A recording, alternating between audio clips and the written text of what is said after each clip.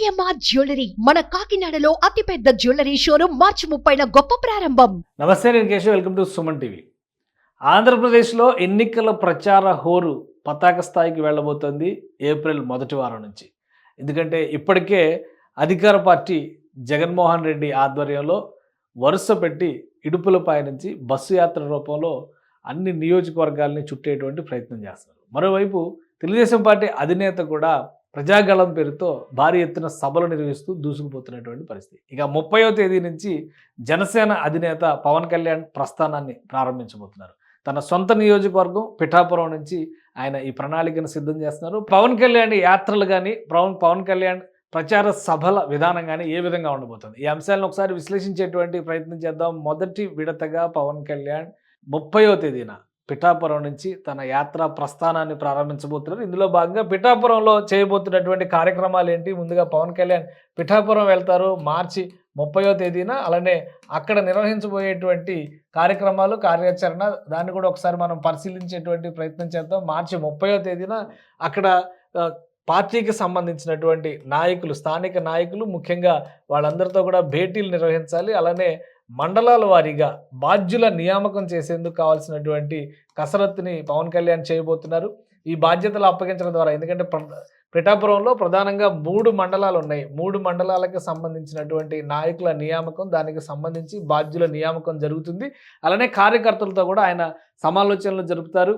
అక్కడ తీసుకోవాల్సినటువంటి చర్యలు, పిఠాపురం ప్రధానమైనటువంటి సమస్యలు, వీటికి సంబంధించినటువంటి ఎజెండా రూపకల్పనలో భాగంగా మొదటి 2 రోజులు పవన్ కళ్యాణ్ బిజీగా ఉండేటువంటి అవకాశం ఉంది. ఆ తర్వాత అక్కడే బహిరంగ సభ నిర్వహించేటువంటి ఛాన్సెస్ ఉన్నాయి. ఇది మొదటి 3 రోజులకి సంబంధించి ప్రణాళిక. పవన్ కళ్యాణ్కి సంబంధించి అంటే మార్చి 30వ తేదీన కనుక యాత్రకు వెళ్తే ఆ తర్వాత జరగబోయేటువంటి కార్యక్రమం ఏ విధంగా ఉండబోతుంది, ఒకసారి అది కూడా పరిశీలించేటువంటి ప్రయత్నం చేద్దాం. పవన్ కళ్యాణ్ మొదటి రోజు పవన్ కళ్యాణ్ చేసేటువంటి పిఠాపురం కార్యాచరణ, అలానే 2 రోజుల పాటు అక్కడ జరగబోయేటువంటి సభలు, సమావేశాలు తీరును చూసిన తర్వాత ఆయన ఏప్రిల్ 3వ తేదీన నేరుగా తెనాలి వెళ్తారు. తెనాలిలో జనసేన పార్టీ కీలక నేత నాదెండ్ల మనోహర్ అక్కడ పోటీలో ఉన్నారు. అందుకని చెప్పనే నాదెండ్ల మనోహర్ నియోజకవర్గంలో అక్కడ ప్రచారం నిర్వహించడానికి పవన్ కళ్యాణ్ వెళ్తున్నారు. అక్కడ ఒక సభ ఏర్పాటు చేయబోతున్నారు.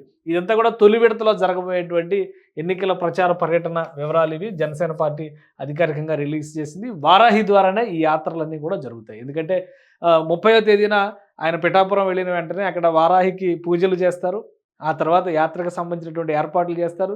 సమాలోచనలు జరుపుకున్న తర్వాత మరుసటి రోజు నుంచి నియోజకవర్గంలో పర్యటనలు చేస్తారు. సో అది అక్కడ జరిగేది. తర్వాత వారాహి మీద తెనాలిలో ఈ సభ నిర్వహిస్తారు. ఆ తర్వాత ఏప్రిల్ 4వ తేదీన నెల్లిమర్ల వెళ్తారు. నెల్లిమర్ల ఇవన్నీ కూడా మొదటి ఫేజ్లో వస్తున్నటువంటి నియోజకవర్గాలన్నీ కూడా జనసేన పార్టీ కంటెస్ట్ చేస్తున్నటువంటి నియోజకవర్గాలు. అంటే జనసేన పార్టీ అభ్యర్థులు ఎక్కడెక్కడ బరిలో ఉన్నారో వాళ్ళందరినీ కూడా మొదటి రౌండ్లోనే పవన్ కళ్యాణ్ కవర్ చేయడానికి వెళ్తున్నారు. మొత్తం 1, 2, 3, 4, 5, 6, 7, 8, 9, 10, 11 నియోజకవర్గాలు ఫస్ట్ ఫేజ్లోనే ఆయన కంప్లీట్ చేస్తారు. అది కూడా దాదాపు 12 రోజుల షెడ్యూలు పూర్తవుతుంది. అంటే ఓవరాల్గా ఒక ఈ పిఠాపురం పర్యటనను మినహాయించి చూస్తే కనుక మిగతా నియోజకవర్గాలన్నిటికీ కూడా 12 రోజుల యాత్రని అక్కడ ఏర్పాటు చేసుకున్నటువంటి పరిస్థితి ఉంది. సో 4వ తేదీన నెల్లిమర్లలో లోకం మాధవి కంటెస్ట్ చేస్తున్నారు జనసేన పార్టీ అభ్యర్థిగా. ఆమె తరపున అక్కడ ప్రచారాన్ని నిర్వహిస్తారు. వారాహి ద్వారా సభలు నిర్వహిస్తారు.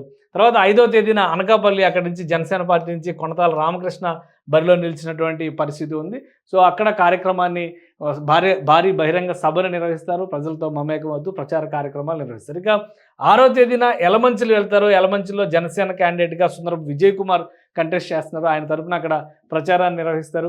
7వ తేదీన పెందుర్తి వెళ్తారు. పెందుర్తికి సంబంధించి పంచకర్ల రమేష్ అక్కడ జనసేన పార్టీ అభ్యర్థిగా బరిలోకి దిగినటువంటి పరిస్థితి ఉంది. సో 7వ తేదీకి షెడ్యూల్ ఖరారు చేసినటువంటి పరిస్థితి. అయితే ఇక్కడ విశాఖ సౌత్ నియోజకవర్గానికి సంబంధించి ఇంకా జనసేన పార్టీ అభ్యర్థిని ప్రకటించలేదు. కానీ ఈ షెడ్యూల్లో విశాఖ సౌత్ నియోజకవర్గానికి కూడా స్థానం కల్పించలేదు. బహుశా తర్వాత షెడ్యూల్స్లో వాటిని ఏర్పాటు చేయొచ్చు. ఇక ఏప్రిల్ 8వ తేదీన కాకినాడ రూరల్ నియోజకవర్గం పంతం నానాజీ కంటెస్ట్ చేస్తున్నారు అక్కడ జనసేన పార్టీ అభ్యర్థిగా. సో ఆ నియోజకవర్గంలో పవన్ కళ్యాణ్ ప్రచారం సాగుతుంది. మళ్ళీ 9వ తేదీకి పిఠాపురం చేరుకుంటారు. పిఠాపురంలో ఉగాది వేడుకల్లో పవన్ కళ్యాణ్ పాల్గొంటారు. తన సొంత నియోజకవర్గం తెలుగు వారికి ప్రత్యేకమైనటువంటి పండగ, తెలుగువారి సంవత్సరాదిగా చెప్పుకునేటువంటి ఉగాది పర్వదిన వేడుకల్లో పవన్ కళ్యాణ్ అక్కడ పార్టిసిపేట్ చేస్తారు. పంచాంగ శ్రవణం లాంటి కార్యక్రమాలు, తెలుగు సంస్కృతిని ప్రతిబింబించేటువంటి కార్యక్రమాలు అక్కడ నిర్వహిస్తారు. తర్వాత 10వ తేదీన పవన్ కళ్యాణ్ రాజోలు వెళ్తారు. రాజోలుకు సంబంధించి దేవ వరప్రసాద్ అక్కడ కంటెస్ట్ చేస్తున్నటువంటి పరిస్థితి ఉంది పార్టీ తరపున, జనసేన పార్టీ తరపున. సో ఆయన తరపున అక్కడ ప్రచారం నిర్వహిస్తారు. ఆ తర్వాత పి గన్నవరంలో గిడ్డి సత్యనారాయణ అక్కడ ఎమ్మెల్యే క్యాండిడేట్గా అనౌన్స్ చేసింది జనసేన పార్టీ. సో అక్కడ పర్యటన జరుపుతారు. ఇక 12వ తేదీన చివరిగా రాజానగరం బత్తుల బలరామకృష్ణ అక్కడ జనసేన పార్టీ అభ్యర్థిగా బరిలో దిగినటువంటి నియోజకవర్గం ఇది. సో ఇక్కడ పవన్ కళ్యాణ్ యాత్ర. సో ఓవరాల్గా మనం ఇక్కడ చూస్తే కనుక 11 నియోజకవర్గాలని 21 రోజులు 12 రోజుల పర్యటనలో ఆయన పూర్తి చేస్తారు. 11 నియోజకవర్గాలకు సంబంధించినటువంటి కవరేజ్ చూస్తారు 12 రోజుల్లో. ఆ తర్వాత మరొక షెడ్యూల్ని అనౌన్స్ చేయడానికి జనసేన పార్టీ కసరత్తు చేస్తుంది. 2వ షెడ్యూల్లో ఉమ్మడి సభలపైన ఎక్కువ ఫోకస్ పెట్టేటువంటి అవకాశం ఉంది.